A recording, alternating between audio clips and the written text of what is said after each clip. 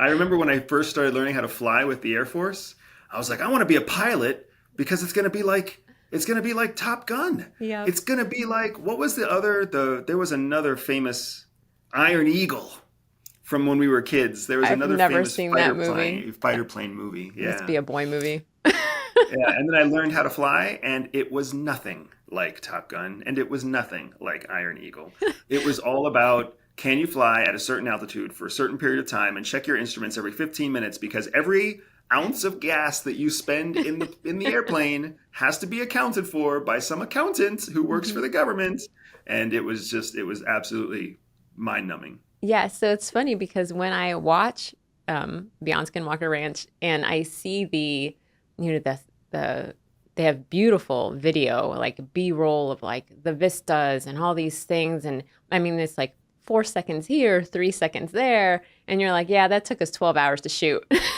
Like, so that's what Top Gun is, right? Top Gun, like, it's all the exciting, 2 minutes of excitement, but you really have a 12-hour day where you're like, logging your flight plan and like checking your whatever and like going through all your checklists. They have to cut all that part out. Nobody wants to see that. It's true.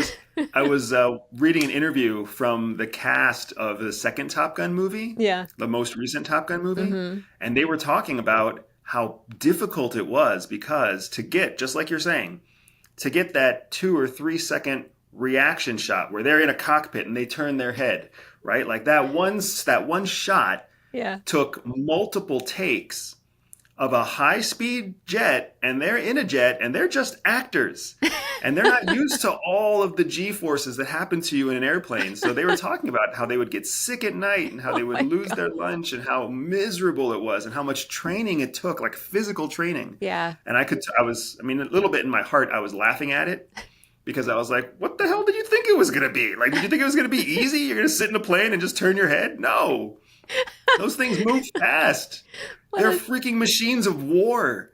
Yeah. So I have to say that I'm pretty proud of myself, like 43 years into my life, that now I know anytime somebody says, we're going to do this great thing, it involves a boat or a plane or driving through windy mountain roads. I have enough experience now to be like, whoa. I am going to yak all over you. Like, I'm sure that's really exciting. There's no way I'm going to make it. So it's funny because that just happened. I just reserved us a boat trip for New Year's Eve and sent you the message. Yep, I know you did.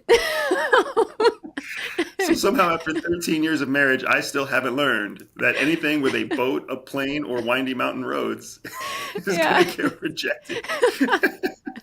Just for me, though. I'll hang out. If you like this short clip, make sure you click here to see the next clip or here to see the full podcast episode.